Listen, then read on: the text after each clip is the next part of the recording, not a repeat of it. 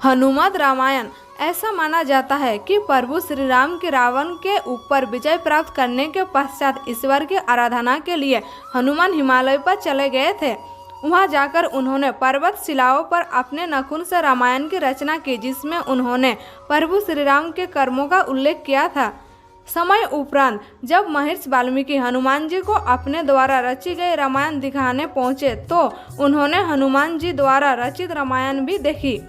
उसे देखकर वाल्मीकि थोड़ा निराश हो गए तो हनुमान ने उनसे उनकी निराशा का कारण पूछा तो महर्षि बोले कि उन्होंने कठोर परिश्रम के पश्चात जो रामायण रची है वो हनुमान की रचना के समक्ष कुछ भी नहीं है, अतः आने वाले समय में उनकी रचना उपेक्षित रह जाएगी।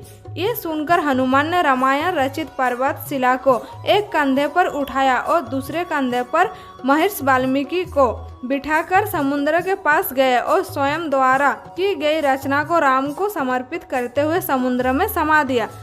तभी से हनुमान द्वारा रची गई हनुमत रामायण उपलब्ध नहीं है। तदुपरांत महर्षि वाल्मीकि ने कहा कि तुम धन्य हो हनुमान, तुम्हारा जैसा कोई दूसरा नहीं है। और साथ ही उन्होंने ये भी कहा कि वो हनुमान की महिमा का गुणगान करने के लिए एक जन्म और लेंगे। इस बात को उन्होंने अपनी रचना के अंत में कहा भी है। माना जाता है कि रामचरितमानस के रचयिता कवि तुलसीदास कोई और नहीं बल्कि महर्षि वाल्मीकि का ही दूसरा अवतार थे।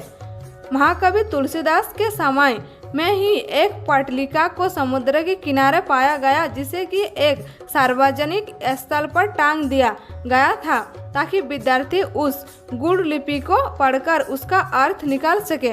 माना जाता है कि कालिदास ने उसका अर्थ निकाल लिया था और वो ये भी जान गए थे कि ये पटलिका कोई और नहीं बल्कि हनुमान द्वारा उनके पूर्व जन्म में रची गई हनुमत रामायण का ही एक अंश है, जो कि पर्वत शिला से निकलकर जल के साथ प्रवाहित होकर यहाँ तक आ गई है।